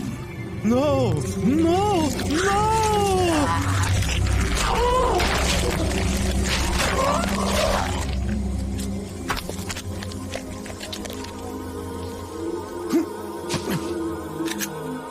Let's kill them all! No, I believe Weeping Glas, and I won't let you stop her. Don't get in my way, Hana. So Jin is Yim Lao Wong, the king of hell, and has been pulling Hana's strings from the beginning. Not just of the game, but for most of Hana's adult life to bring her to this moment. It really is a great twist, and is very good writing, tying in all the elements to bring us to this point. Colour me impressed. Hold on, 2 options. Kill Hana or kill Glas? I hate both those options. Wait, what's that? A 3rd greyed out option. Oh no. No. It couldn't be, could it?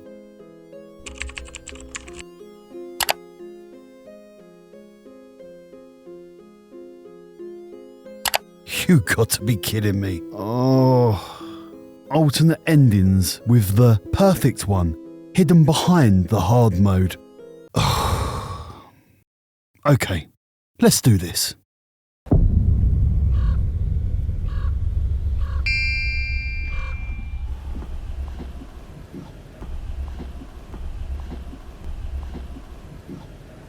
Yeah, it's rewind time.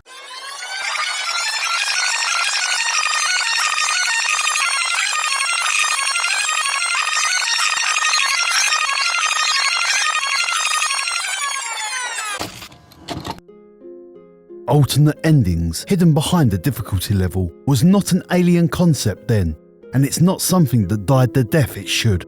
Probably, in terms of modern games, I would say Undertale is the most well-known current game that hides the most satisfying ending behind a skill check. Needing to finish the game fully, befriending all major characters, and ultimately resolving the conflict between the humans and monsters peacefully. All without killing any monsters to get the true pacifist ending. I've also experienced this in games older than Fear Effect, the most frustrating for me being Contra 3, the Alien Wars for the SNES. As anyone who's played that game knows, it's brutally hard on normal.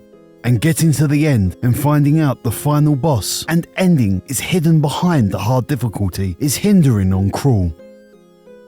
This is something that carries over to Fear Effect. I haven't really gone in depth about the difficulty, but this is not an easy game. While the action gameplay is integrated well within the constraints of a fixed camera tank control system, that doesn't mean it's not janky, and oh boy, hard means hard. Fear Effect is almost a different game on hard. On normal, you could save and reload your way through without mastering the control mechanic, whereas on hard, mastery is required. The main problem is the ammo. On my first playthrough, I was never hurting for ammo, ever, but on hard, that was a totally different story. In all honesty, I never really used the roll on normal unless required, and therefore never realised how OP it was. Using these invulnerability frames became necessary on hard.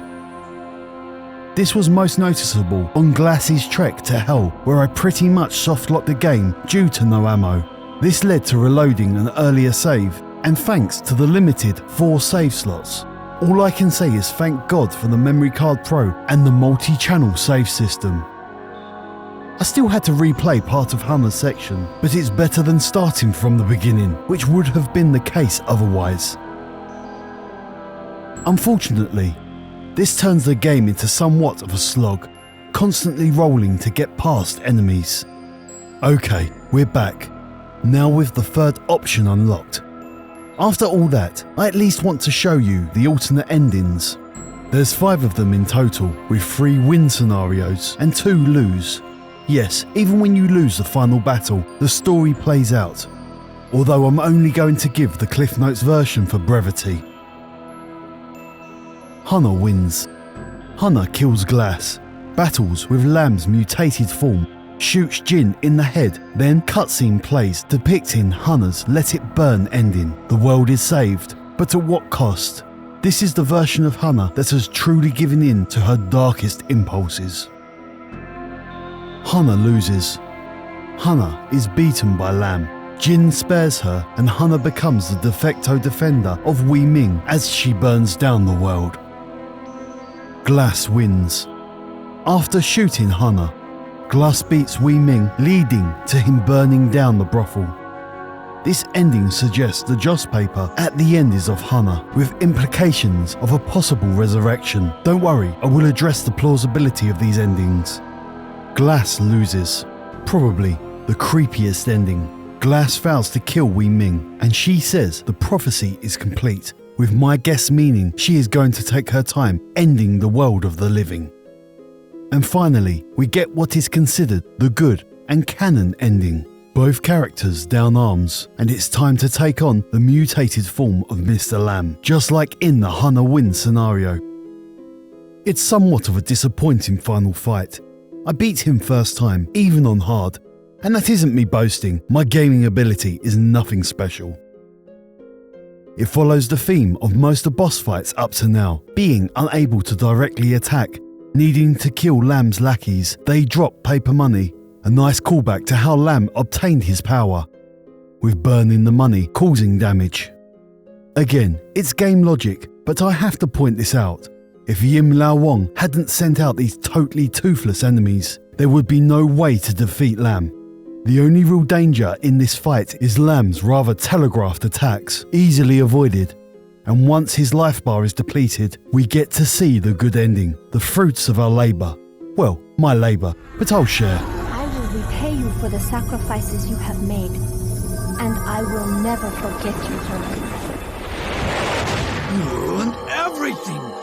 You meddling bitch! Until you met me, you were just a whore! That's no way to talk to my friend, even if you are a kid.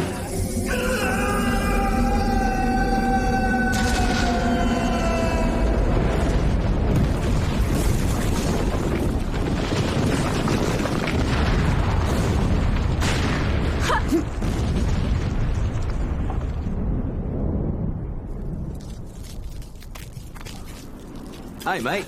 Anna. I'll be damned. Ah, Deke, you're back. You legend. Can't remember much. And Glas has his arm back. You repaid the sacrifice.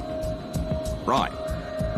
So, how'd we make out on this deal then? I'd say we did okay. Wouldn't you, Glas? Yeah, we did fine. Just fine. A very satisfying ending to a very interesting experience. Well, this ending, that is. I don't think the alternate endings are to be taken seriously, but if we do take them at face value, it brings up more questions than answers. The overall arc becomes a little more complicated because the motivation of Wei Ming is all over the place. Her depiction throughout the game has been as a victim, an unwitting vehicle for the evil Yim Lao Wang, the king of hell, actively trying to hinder his plans every step of the way. In the Los's endings, she becomes the main catalyst for fulfilling the prophecy. If I was to take a guess, I would say she is powerless but to fulfill her purpose, and bringing Glas and Hannah to Yim Lao Wang, although not her intention, was always necessary to fulfill the prophecy. After all, that is what a prophecy is. The reason she fights Glas if Hannah is killed is because she needed his blood. A theme shown throughout the game, and therefore needed Hannah to shoot him. I believe this is the true bad ending. This would mean we have been on the rails this whole time. Glas was planned to have his arm cut off, but survive. Hannah was planned to bring Wei Ming to hell, and Deke was planned to die and lose his battle with Glas, giving him his eye. This is why, for me, the 24 hours flashback really doesn't work. Yes, I'm bitching about the narrative device again. Deal with it. I won't stop. With a little more consideration, if this opened on the actual ending of the game, it would have been a far more cohesive narrative, with the story being told, especially with Jin setting all this in motion 18 years earlier, since Hannah was a little girl, and even suggesting she should bring Glas and Deke, the reason I went through the pain in the arse that was recreating the manual prelude. Of course, this would ruin the multiple endings mechanic, and personally, it's a mechanic I wouldn't miss, especially as these are not earned endings, dictated by one decision rather than your actions throughout the game. That's not what we got though. Finally, moving away from the flashback narrative, it's worth talking about how mature the themes of Fear Effect became. Games made around and before the turn of the millennium rarely tackled explicit and controversial themes. Sure, you had games like the first GTAs, Duke Nukem, Postal, but I'm not talking about satiric titles going out their way to be edgy and controversial. I'm talking about games that lean into real-world societal issues with genuine candour. Now, I haven't played all the games, but I've played my fair share of retro titles, and the only ones off the top of my head that has done this was JB Harold and the first Phantasmagoria. Both of those games have SA as a central theme and tackles the subject with sincerity. I'm sure there are examples I'm not aware of, but my point is, this was not commonplace. I will have to word this carefully, but while Fear Effect doesn't explicitly tell you, the undercurrent of Hannah's story is definitely grounded in, let's say, a traumatic childhood. We know she was taken in as a child after her parents died, forced to work at Madame Chen's establishment, although at an undisclosed age. And the childhood trauma is clearly the catalyst for her emotional damage.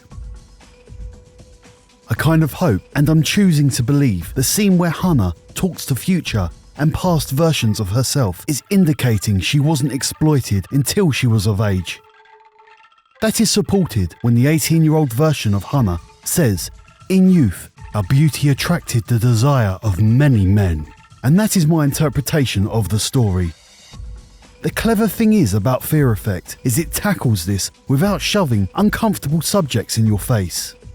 You could easily, casually play this without thinking too deeply about the themes, and I think this is why I couldn't find anyone taking the developers to task for inserting this in the games are destroying our youth culture of the time. Ironically, the only pushback I saw online came from the very tame and partial nudity. You have to remember, this was a time when every teenage boy was trying to find the mythical code that removed Lara Croft's clothes, and any kind of perceived exploitation of women was being screamed about by the rise of third-wave feminists. This does make me question, was this surface-level non-nudity used to distract the white knighting slackovists from looking too deep? Maybe I'm the one looking too deep for something that just isn't there. But I like when games give you a little more to think about below the surface level, and in reality, this is just my subjective ramblings, probably a perspective I wouldn't have if I wasn't deep diving the game and just casually playing. So take that how you will. The reason I made this video the way I did, the reason it's this long, was so you could make your own mind up regarding the story being told.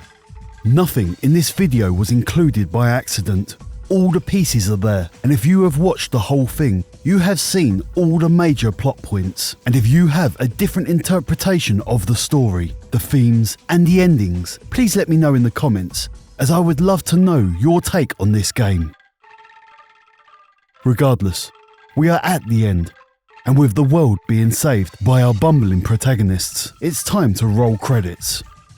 Whoa, whoa, whoa, hold your horses, go back. Oh my god, I just realised why this game was so hard. Billy Mitchell was cheating while QA testing. Damn you, Billy!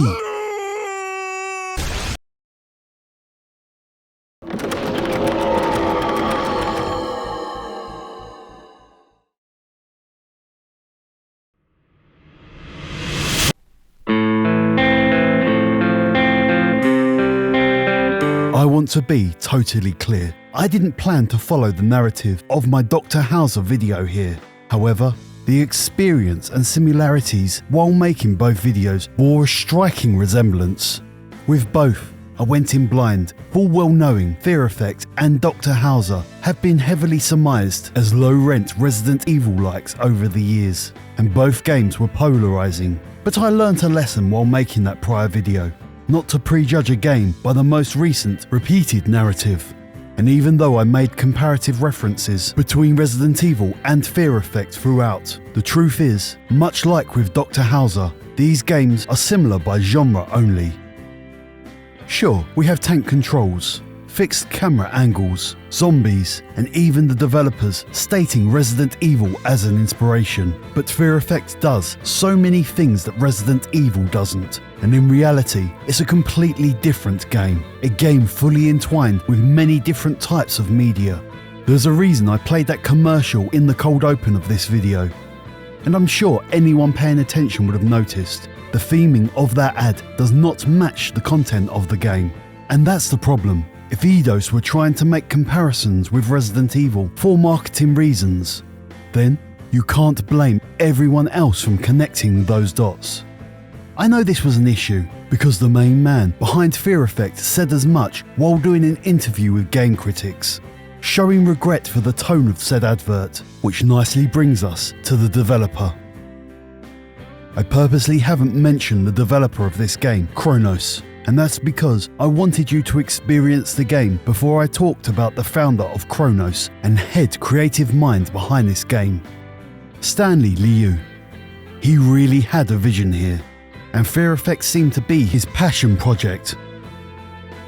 It was clear while reading the interviews by Joe Nagawa and John Zerplatten how much this game meant to Stan and how vast his influence was. He was a massive fan of Blade Runner, John Woo, manga, anime, cinema, and he and his team masterfully weaved all of those elements, accompanied with great writing and stellar voice acting, to make Fear Effect the standout title it is. Stanley Liu unfortunately lost his battle with cancer in 2017, but in his wake, he left behind a remarkable effort, and if one were to be measured by the impression left behind, all I can say is Mr. Liu certainly left an impression on me. Rest in peace, sir. Seldom am I truly lost for words when summarising a game, but with Fear Effect, the most prevalent emotion I had after playing this was regret. Regret I never played this back in the day, and regret it took 25 years to finally get round to it. Better late than never though, and all I can say to anyone that hasn't played this before is do it. Do it now. Maybe you won't agree with me, many don't, but we only miss the chances we don't take. Probably my favourite aspect of Fear Effect was the protagonists. Anti-heroes always get me, and this ragtag group of bumbling mercenaries put the anti in anti-hero. These are murderers whom when we first get introduced are trying to kidnap a young girl for a quick payday and mowing down everyone in their way. These are people that have no right being heroes, and it takes true writing chops to turn characters like that into the saviours of the world they became while endearing them to the audience. Is this a perfect game? Definitely not. Though, using every technique possible to make something truly unique, Fear Effect was constrained by the technology of the time. Tech that by 2000 was certainly starting to show its age. The geometry is janky, the difficulty is poorly balanced, and the control system really is trying to do too much. But if you can look past that, there really is a very special experience here. And what I truly regret is there isn't more of it. Well, that's the retrospective. I'm definitely going to step away from survival horror for a while, lest this channel become a parody of itself. The next video is well in the works and will soon be finished, so subscribe to be notified when new retrospectives are released. And with all that being said, be good, stay safe, and I will see you next time.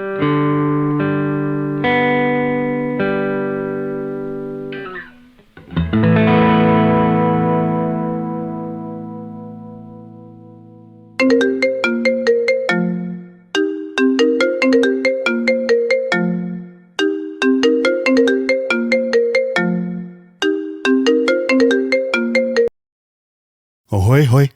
Hey, I watched the video like you asked. Appreciate it. What do you think? Any notes before I upload? The video is fine, but babe, you said you regret that there isn't more. You do realise this is only the first of 2 PS1 games, right? You what? Another game? Yeah, Fear Effect 2, Retro Helix. Great Scott! You know what that means?